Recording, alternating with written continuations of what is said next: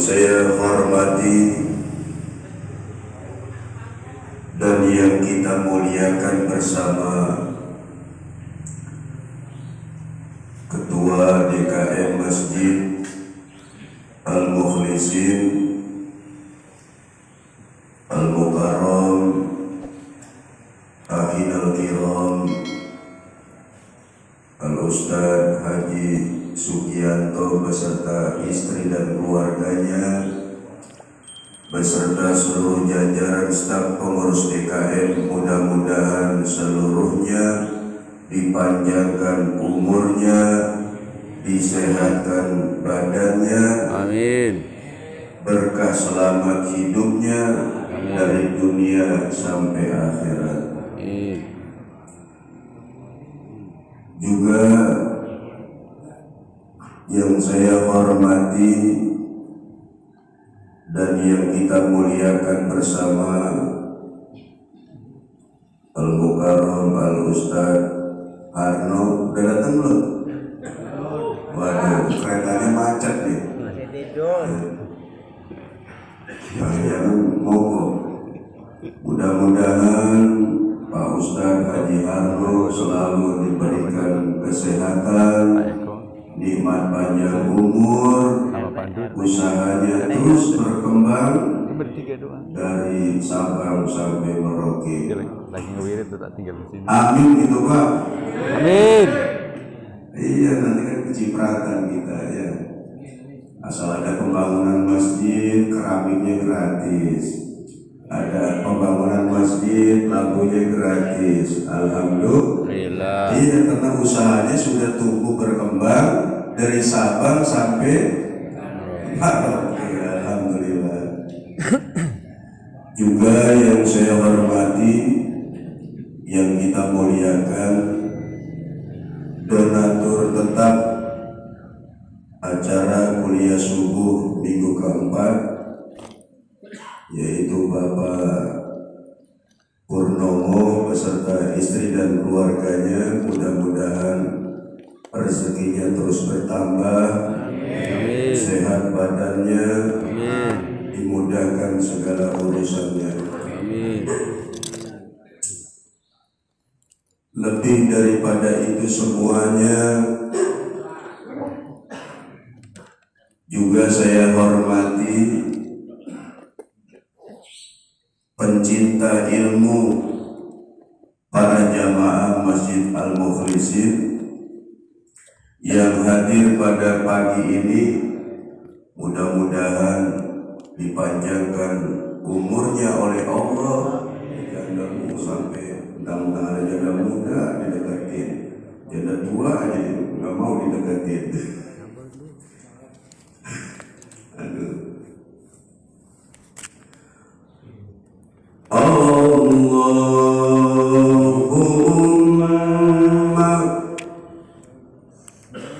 sholli ala nabiyil hashimi Muhammadin wa ala alihi wa sallim taslima. Allahumma sholli ala nabiyil hashimi Muhammadin wa ala alihi wa sallim taslima. Allahumma sholli ala nabiyil hashimi Muhammadin wa ala alihi wa sallim taslima. Ini sholawat saya hadiahkan buat diri saya, keluarga saya, untuk seluruh jamaah yang hadir di sini, untuk kedua orang tua kita yang sudah tiada, juga untuk para leluhur-leluhur kita. Ini sholawat dimiliki oleh Syekh Abdullah Mubarak bin Nur Muhammad, ayahandanya Abah Anom Suryalaya.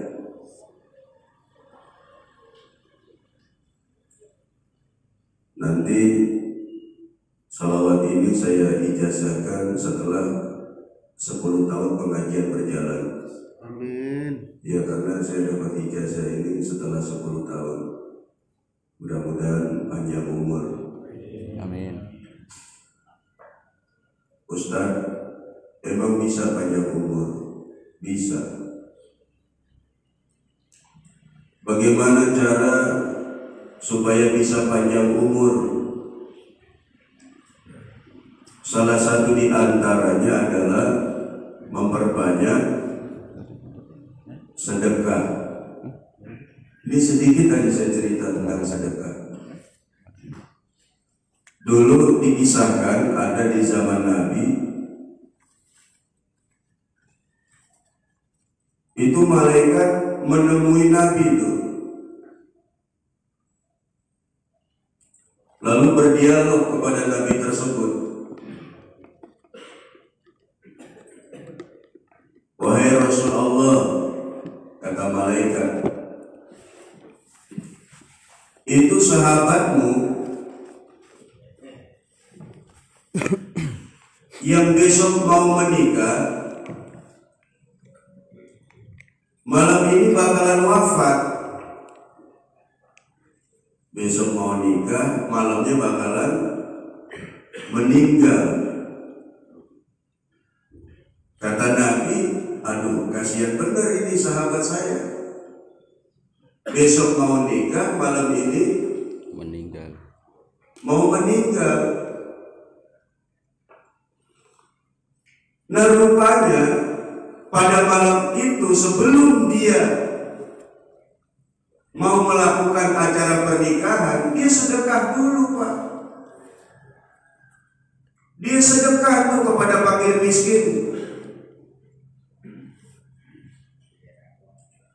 Begitu dia udah bersedekah, besok pas mau nikah, Nabi bingung. Ini kok sahabatnya nggak mati? Kata malaikat, maut mati, tapi masih hidup. Terus Nabi ini tanya kepada malaikat Israel, malaikat, ini kalau bahasa saya, katanya fulan bin fulan sebelum menikah dia akan wafat, tapi kenapa masih hidup? Malaikat bilang sama Nabi Allah ini, kata malaikat, wahai Nabi Allah, ini orang pada malam itu dia bersedekah. Nah karena sedekahnya itulah Allah panjangkan umurnya. Jadi sedekah secara tidak langsung bisa memperpanjang umur. As-sodaqatu tadfa'ul bala. Sodaqah itu kata Nabi bisa menolak bala. Kan Allah yang berkehendak. Jadi Bapak kalau mau umurnya panjang, berkah, banyak bersedekah. Emang bener sih ada juga yang rajin sedekah, cepat mati ada, tapi matinya husnul khotimah. Nah inilah manfaat daripada memperbanyak sedekah, jadi memperpanjang umur. Saya ulangi lagi nih. Kemarin habis sholat Jumat di Bank BTN ngisi jadwal, ada pengurus masjid cerita sama saya, ini benar Pak, bukan main-main ini, benar ini. Saya kepingin bapak-bapak doanya manjur. Kan selama ini banyak orang berdoa, doanya tuh kurang manjur. Benar ini Pak. Sampai dia nyalain sampai dia nyalain ustadznya. Lah ustadznya doanya gak manjur, lah kiai doanya gak manjur. Padahal yang bikin manjur sebenarnya adalah amal perbuatan dirinya sendiri. Kalau dirinya kotor, hobi sama dosa, hobi sama maksiat, suka berzina, suka berjudi, suka selingkuh, suka godain bini orang, suka mesra-mesraan sama bini orang, suka nyolong jambu, suka nyolong sendal, suka ngambilin kopi di masjid yang banyak. Sudah orang juga pulang, orang buat diminum di sini, ya kan? Sedekah kopi itu buat diminum di sini, bukan dibawa pulang. Dia benar. Pantas kopi sering habis, minum satu ngantongin dua. Enggak tersimbah, kopi kemana ya? Enggak ya. Ini benar nih, Mak. Ya, benar ini. Jangan dianggap remeh tentang sedekah air nih. Jangan dianggap remeh sedekah air. Makanya kata Nabi, sedekah yang terbaik itu adalah air. Kemarin saya cerita sama pengurus masjid Bank BTN, saya bilang begini, Pak, banyak-banyaklah sedekah air, karena hitungan pahalanya bukan satu gelas. Ini saya ulangin lagi biar kita tambah kenceng sedekahnya, karena hitungan pahalanya bukan satu teguk. Diingat ya, hitungan pahalanya bukan satu gelas, hitungan pahalanya bukan satu teguk. Satu teguk begini nih. Contoh ya. Ya.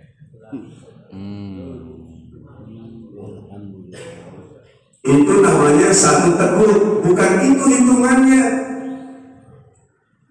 Sedekah air itu hitungannya setiap tetes. Lihat nih, tuh setiap tetes tuh. Apa kata Nabi?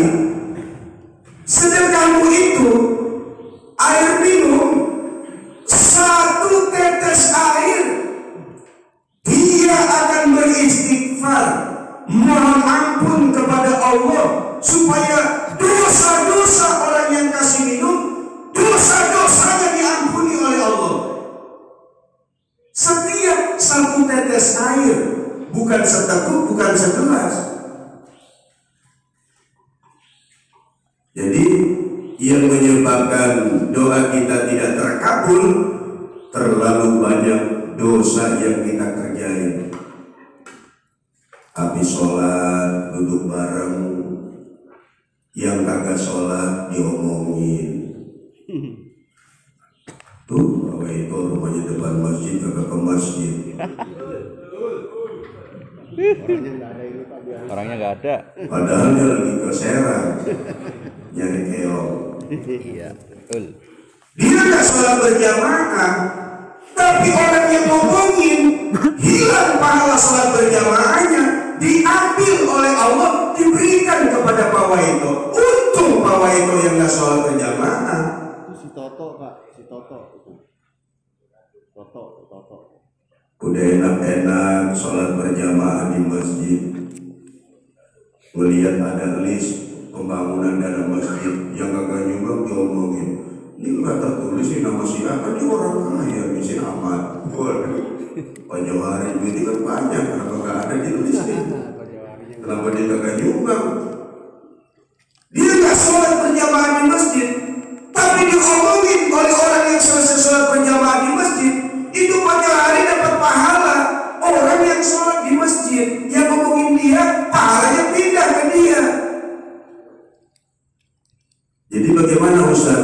Ya udah, habis sholat jangan ngomongin tuh, namanya ngaji suluk.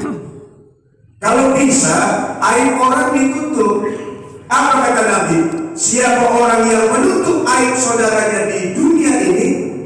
nanti aibnya di akhirat akan ditutupi oleh Allah.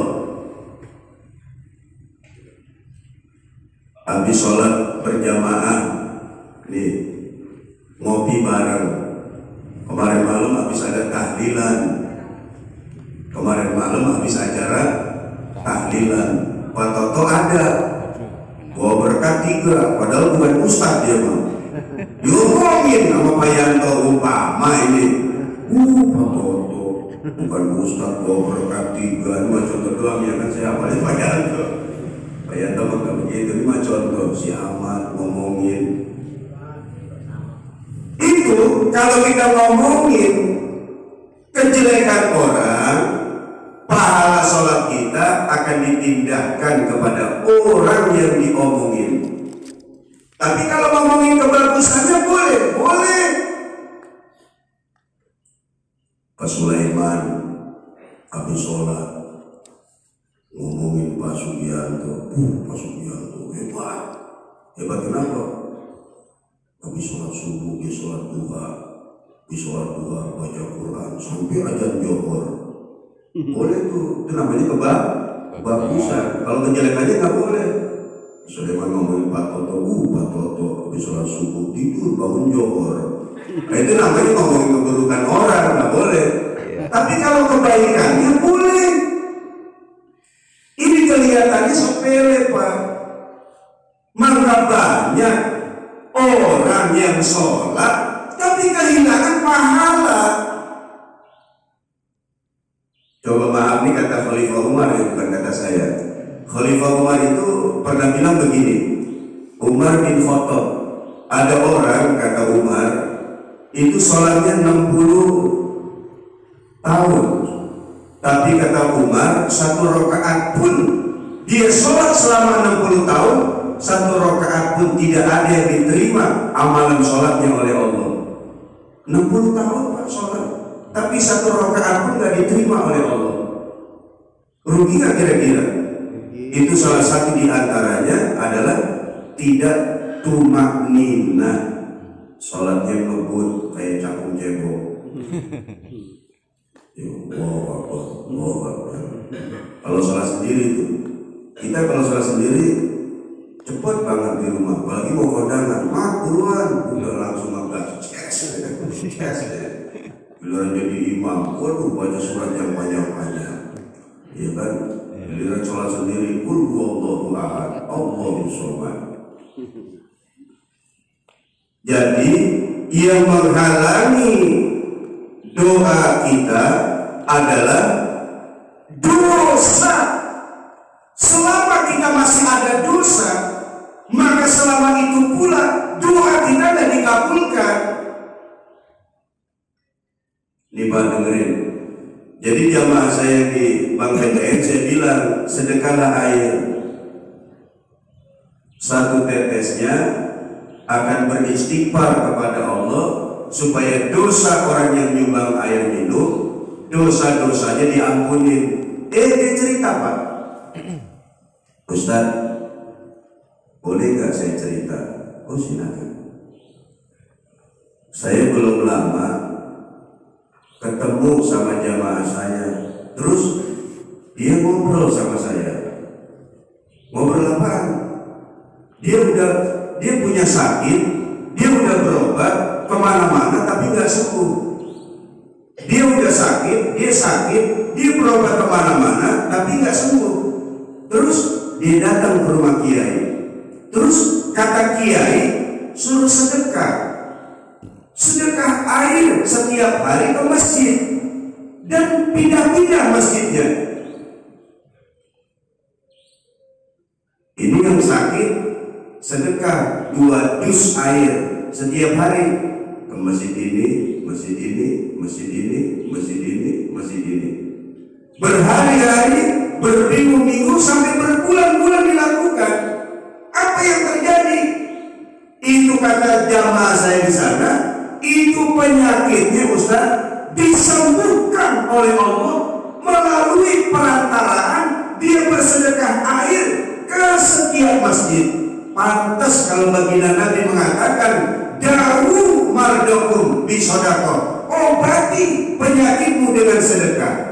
Bukan dokter yang menyembuhkan, bukan tabib yang menyembuhkan, bukan kiai yang menyembuhkan, tapi Allah yang maha menyembuhkan. Jadi dia berobatnya ke Allah melalui perantaraan sedekah. Jadi Bapak kalau punya rezeki, belilah air, taruh di masjid,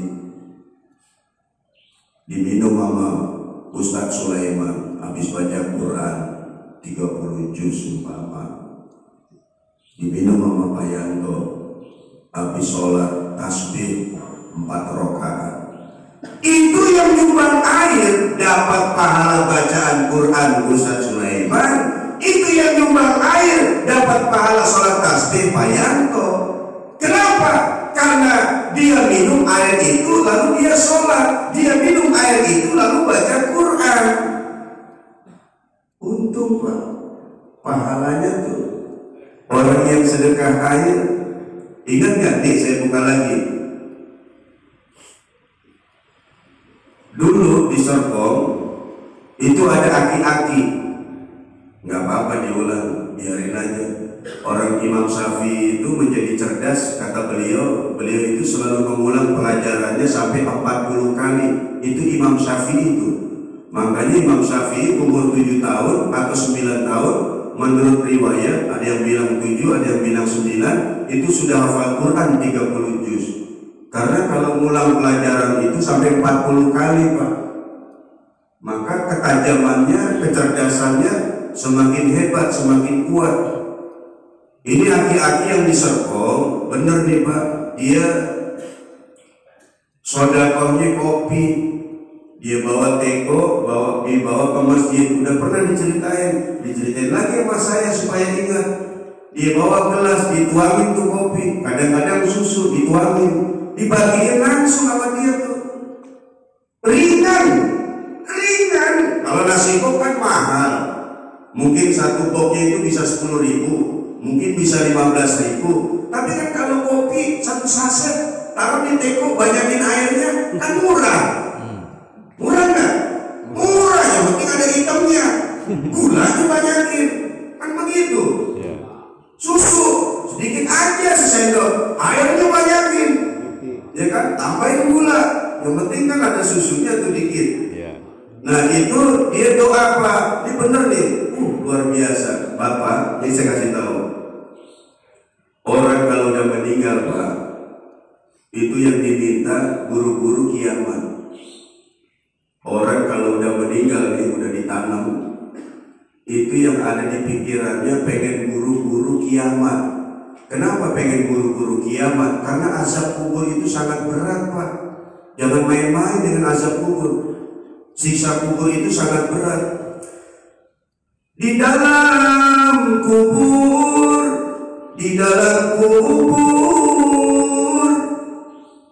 beribu-ribu tahun lamanya, Munkar dan Nakir bertanya-tanya, Marabuka, siapa Tuhanmu?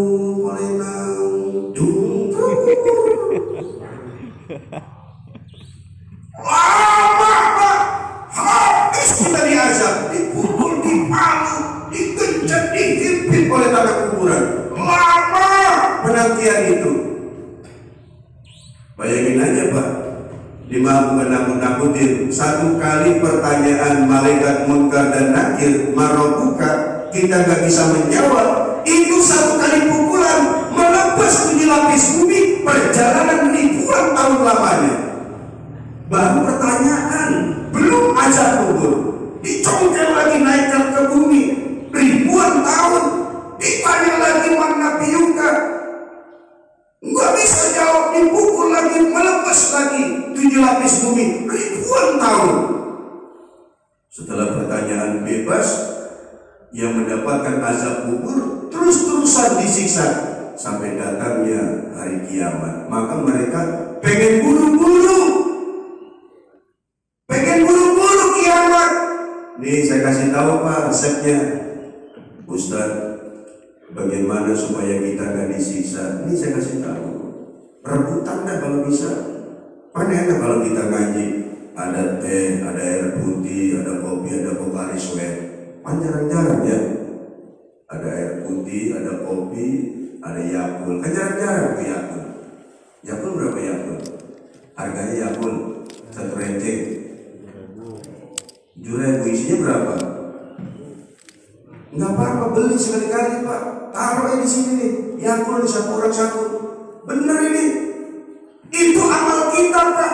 Itu sedekah kita. Itu yang akan menghindarkan diri kita dari azab kubur. Jadi aki-aki itu berdoa, ya Allah, dengan sedekah air ini yang ringan, matikan saya pada hari Jumat. Matikan saya pada hari Jumat. Jadi seminggu sekali ini aki-aki, setiap ada pengajian, dia nenteng teko, dia bawa gelas, dia tuangin kopi atau dia tuangin susu di gelas, dibagiin atu-atu sama yang ngaji. Dia berdoa, ya Allah, matikan saya pada hari Jumat. Benar, dia meninggal hari Jumat sebelum azan subuh berkumandang. Apa kata Nabi? Orang yang meninggal pada hari Jumat akan dibebaskan dari azab kubur sampai datangnya hari kiamat. Berapa azab kubur?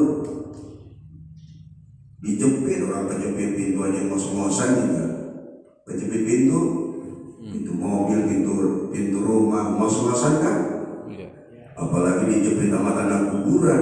Jadi tanah kuburan itu akan menghimpit Pak, sampai datangnya hari kiamat, habis badan kita. Kullama nadijat juluduhum badalnahum juludan ghairaha.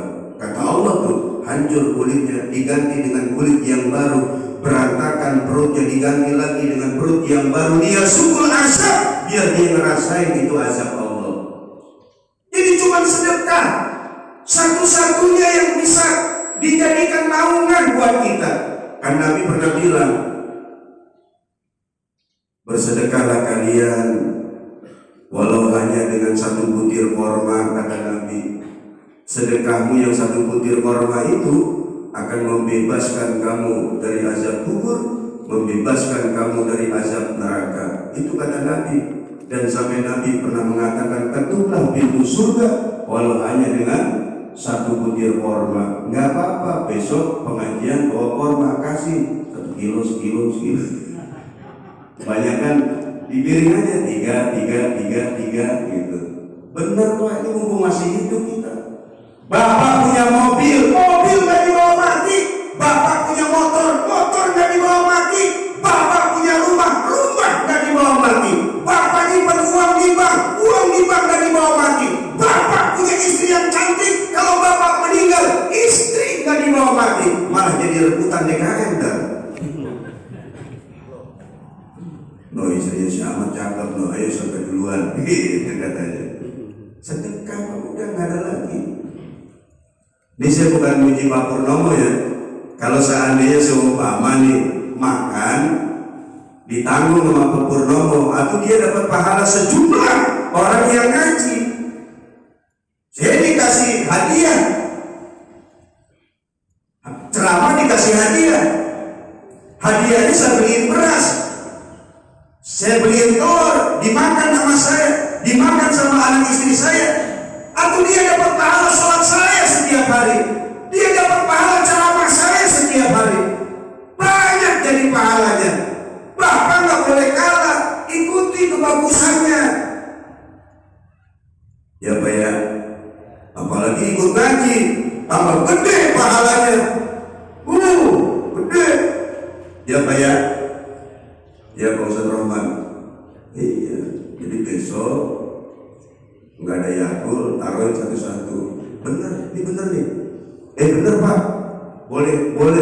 Oh boleh, catat nih omongan saya. Kalau rutin sedekah Yakult setiap subuh, insya Allah bisa berangkat umroh. Insya Allah bisa berangkat umroh. Rutin 4 bulan sedekah Yakult. Ustaz Rahman sedekah Yakult 4 bulan, yakin pasti bisa berangkat umroh.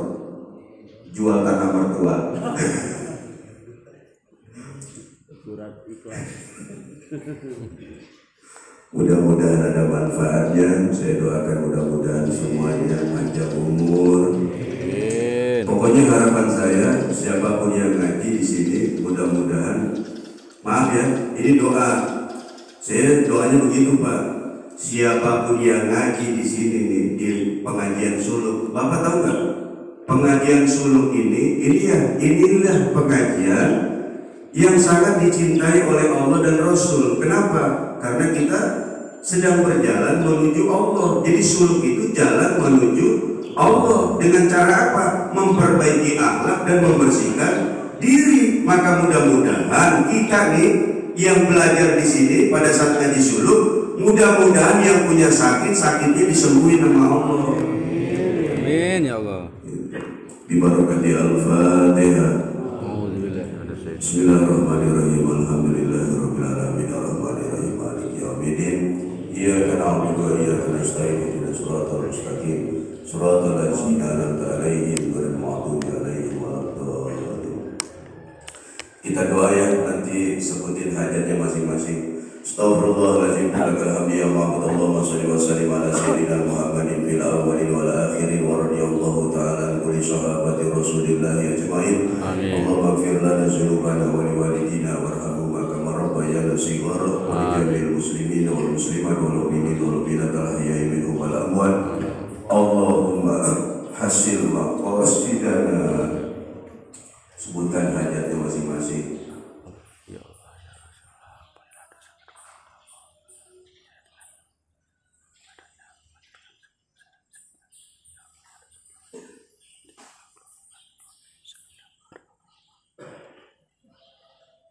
Waqdi hajatina la ilaha illallah subhana qadiyal hajat. Allahumma rabbana atina fid dunya hasanah wa fil akhirati hasanah wa qina azabannar. Subhana rabbika rabbil izzati amma yasifun, salamun alal mursalin walhamdulillahi rabbil alamin. Ya Rabbi bil Mustafa